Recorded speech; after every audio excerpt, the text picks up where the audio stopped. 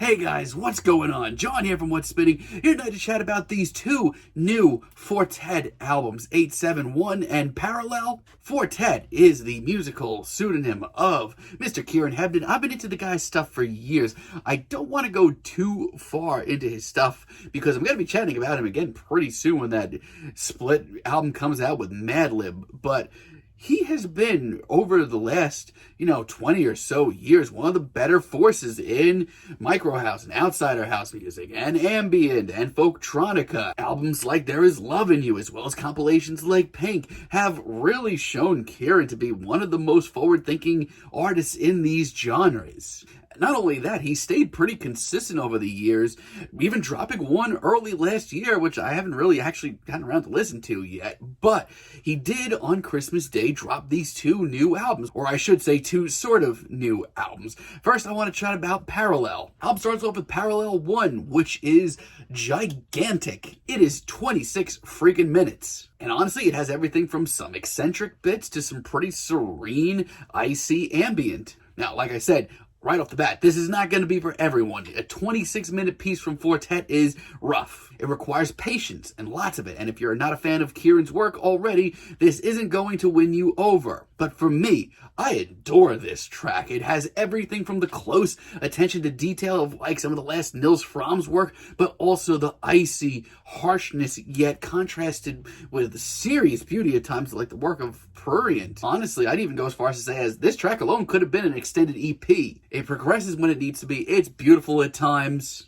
And the heavy synths, more often than not, are really classy. This is the side of Fortet's music that I've always enjoyed. Parallel 2, on the other hand, is completely formless and alien sounding. But the otherworldly dance beat here is a great touch, and I do mean otherworldly. This sounds like you're listening to a rave from another dimension. But it's really sharp. It reminds me of something off of There Is Love in You. It grooves pretty hard at times, too. It's like a freakish alien disco. This is, honestly, what I love to hear from him. Parallel 3, on the other hand, is completely different. It's the shortest track here, and honestly, I don't hate that. It's actually a really nice little interlude. It's this very airy, synth-heavy, but yet almost suffocating track. It almost reminds me of, like, the early days of Blank Mass. And Parallel 4 is one of the most instantaneous tracks here. Talk about a group. This is serious. Just so colorful and instantaneous. I love the vocal sampling here as well. It gives this album a very much needed human element to it. On the other hand, there are tracks here that are kind of exactly what I hoped I wouldn't hear from Kieran right now. Parallel 5 is a disaster. He just kind of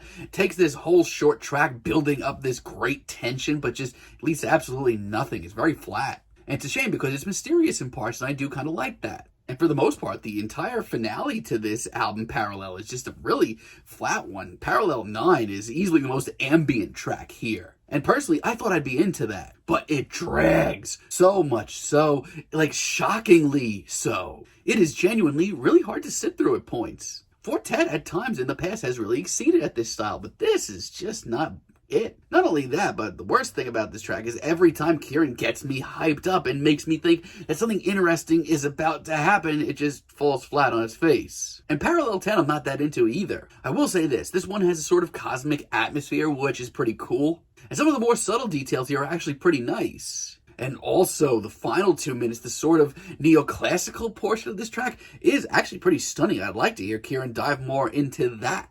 Outside of that, though, Parallel is actually a pretty pleasant listen, even if it isn't anything wildly new from Kieran. Parallel 6 is nice to listen to. It reminds me of the more spacious side of Pink. It's light and playful and sweet and airy. There are some points here that I do kind of wish this progressed a little bit more, but it's pleasant and it really fits Kieran's world very nicely. For a more laid-back, chilled-out track, Parallel 7 is certainly a vibe. I love the silky textures and just how spacey this is. It's really cool. There's a really nice low-key groove here as well, and everything just seems so vast and colorful. And Parallel 8, honestly, one of my favorite sounds here. It's that otherworldly rave. Once again, it's really cool. It's strange and hard to place and incredibly inhuman sounding, but it's also oddly emotional and kind of timeless sounding. And I love the way this track evolves. It's just so playful. Honestly, I think Parallel is a pretty decent Fortet project. No, it's nothing wildly new in the world of Kieran, but honestly, I don't think we needed anything too wild from him right now, but still, it's definitely interesting. I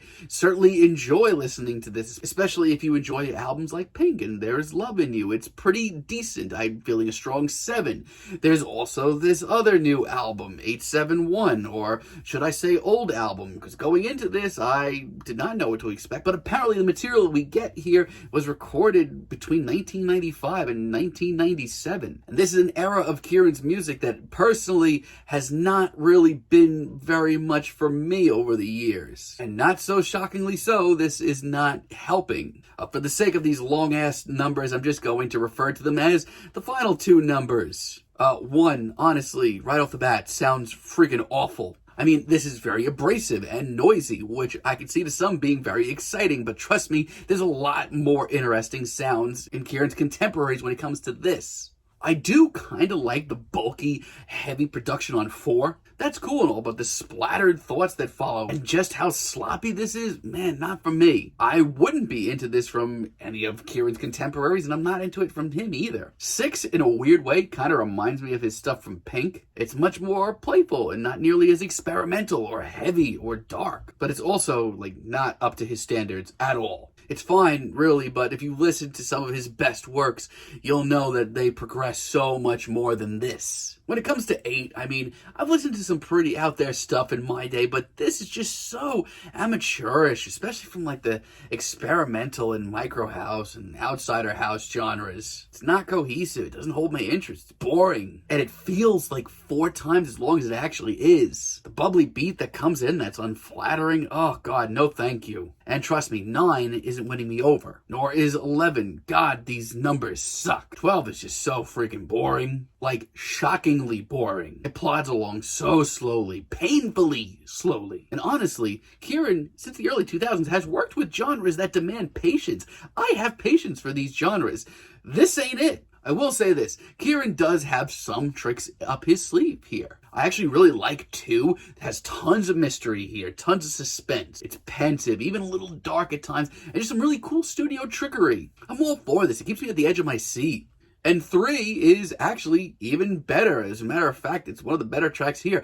I always get weary when I hear Fortet break out an acoustic guitar. It can go one of 2 ways. Usually it's not that interesting for me, but this is great. Not only that, but it's a complete thought, which I cannot say for most of this. 5 also instantly got me on the edge of my seat. It is so full of mystery and tension, and the hazy down-tempo and the experimental vibes that come in are really refreshing. I mean, I haven't heard Kieran dip his sound into this too much, but for the moment, it's refreshing. I can almost see Tim Hecker fans being into this.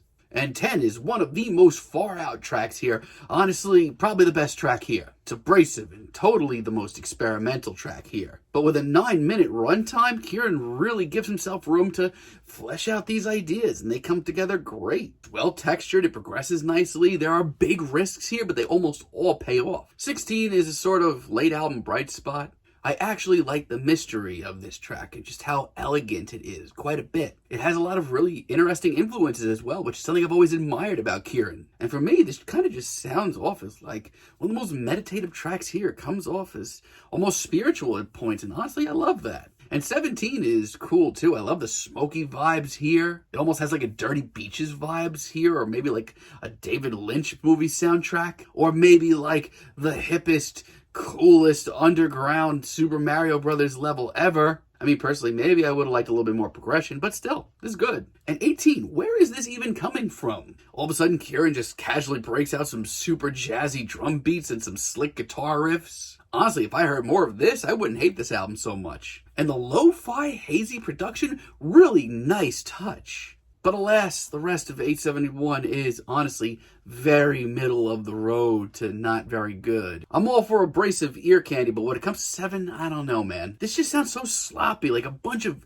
sort of decent thoughts clashing in a really ugly way. The big, bulky beat that eventually drops is actually pretty good. But I don't know, the rest of this track to me just sounds like a sort of decent track that's wrapped up in a kind of average track. 13 does not win me over. It's very unfocused, which doesn't shock me with just the time period that this came off in. And 14 isn't terrible. I like the gritty sounds here, but it's just so amateurish. 15 is the most standard sounding track here. It's not bad, but if you Googled Micro House and Outsider House, I'm sure that this is like the 10-second clip they would play. It's just amateur hour. And look, I get it. This was done at a time in Kieran's career where he was, still getting used to his sound. I appreciate that, but this more experimental, eclectic direction from Kieran's music has never been for me. 19 is a disaster, and 20 is just awkward. There's a legitimate beauty to so much of this track, but Kieran kind of messes that up with awkward vocal samples. It's a very average finale. Look, if you're into the early days of Fortet, or if you're just a super fan of Kieran's music, you should probably hear this. There's some interesting ideas on here, but honestly, it sounds like it's coming from a point in Kieran's career where he didn't really know where he was going with the Fortet sound, and that's what this album sounds like.